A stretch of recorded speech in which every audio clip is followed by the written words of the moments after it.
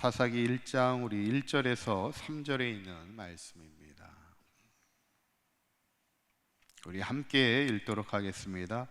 여호수아가 죽은 후에 이스라엘 자손이 여호와께 여쭈어 이르되 우리 가운데 누가 먼저 올라가서 가나안 족속과 싸우리이까? 여호와께서 이르시되 유다가 올라갈지니라. 보라, 내가 이 땅을 그의 손에 넘겨주었노라 하시니라. 유다가 그의 형제 시므온에게 이르되 내가 제비 뽑아 얻은 땅에 나와 함께 올라가서 가나안 족속과 싸우자. 그리하면 나도 내가 제비 뽑아 얻은 땅에 함께 가리라 하니 이에 시므온이 그와 함께 가니라. 아멘. 할렐루야. 지난 시간에 이제 사사기를 시작하면서 이제 여호수아의 죽음 이후에 사사라는 이제 새로운 리더십의 형태를 통해서 민족을 구원하는 사명을 맡겨주시는 것을 보게 됩니다. 하나님은 분명한 것은 시대에 따라 하나님의 일꾼들을 사용하시는 거죠. 어쩌면 우리가 이 시간에 여기 모여서 사강교회 새벽을 지키고 기도의 사명을 감당할 수 있는 것, 하나님이 우리에게 맡겨주신 사명이고 부르심일 텐데 참 우리에게도 귀한 영광입니다. 어떻게 보면 한 시대를 책임지는 거 아니에요. 우리가 끝까지 이 귀한 사명을 잘 감당하는 우리 사강교회 모든 성도님들이 되시기를 간절히 축원합니다. 이제 오늘 본문은 여호수아 이후에도 여전히 정복되지 않은 땅들이 있을 때, 이제 오늘 1장은 미정복 지역 베색이라는 땅을 정복하는 이야기가 오늘 소개되어 있는데, 이 베색이라는 땅을 정복하는 이 과정을 통해 우리에게 주시는 하나님의 은혜를 함께 나누고자 합니다. 첫 번째는 하나님께 여쭈어야 합니다. 한번 따라해 보실까요? 하나님께 여쭈어야 합니다.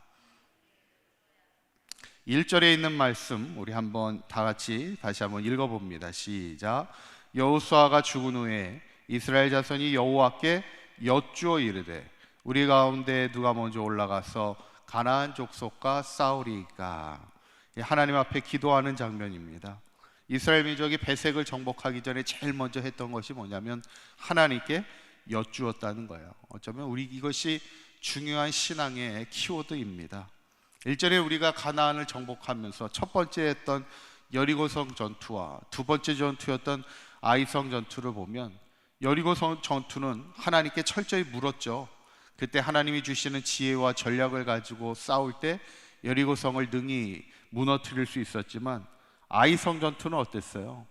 정탐을 딱 보내고 나니까 아이성은 여리고성에 비해서 쉽다 생각하고는 하나님께 여쭙지 않고 그들이 스스로 들어갈 때 처참한 패배를 맛보게 되는 것을 보게 됩니다.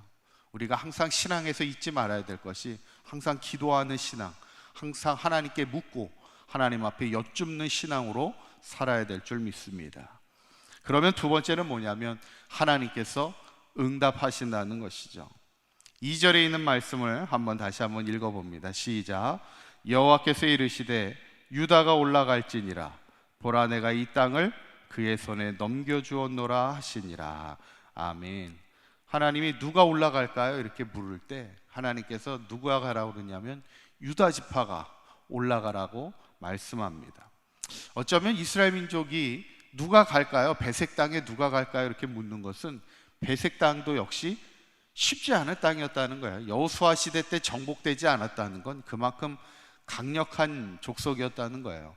7절에 보면 이 베색의 왕의 이야기를 우리가 보면은 이렇게 얘기합니다. 아도니 베색이 이르되 옛적에 70명의 왕들이 그들의 엄지손가락과 엄지발가락이 잘리고 내상 아래에서 먹을 것을 주었다, 이렇게 성경에 나옵니다. 이게 뭐냐면 베색의 왕이 70명들의 그 지역에 있는 왕들을 잡아다가 엄지손가락을 자르고 발가락을 자르고, 참 잔혹하죠. 옛날은 참 잔혹했습니다.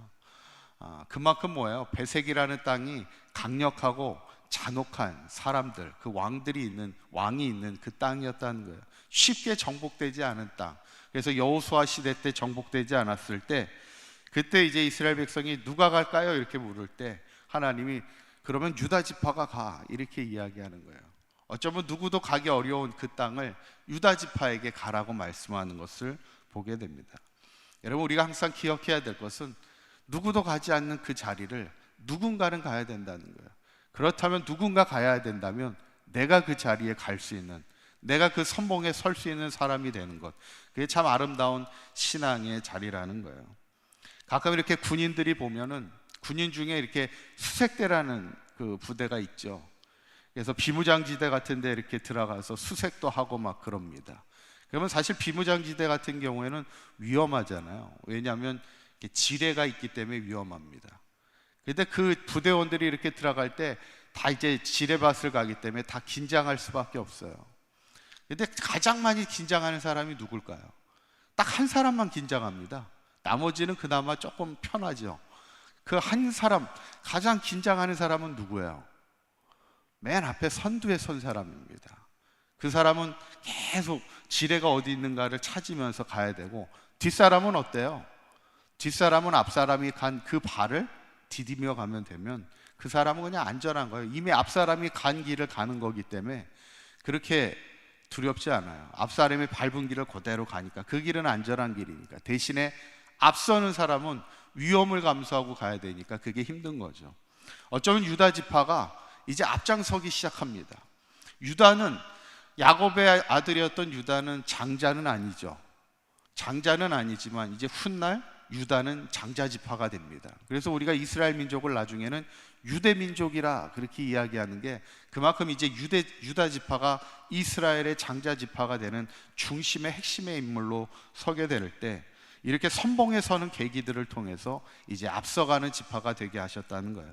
저는 바라기는 우리도 기왕 하나님의 일을 감당하면서 유다 지파처럼 앞장서서 선봉에 설 수 있는 하나님의 귀한 일꾼들이 될 수 있기를 간절히 바랍니다. 그럴 수 있는 이유가 뭐예요? 2절에 있는 말씀을 한번 다시 보시면, 하나님께서 유다에게 올라가라 말씀하면서 뭐라고 얘기하냐면, 보라 내가 이 땅을 그의 손에 넘겨주었노라 하시니라 그랬어요. 그 땅을 이미 하나님이 넘겨주시기로 계획하고 있다는 거예요. 그러니까 너희들은 두려워할 거 없다는 거예요. 하나님이 이미 주실 것이기 때문에, 이기는 싸움을 싸우는 거기 때문에 하나님의 응답을 받았으면 이제 담대하게 나아가라는 거예요.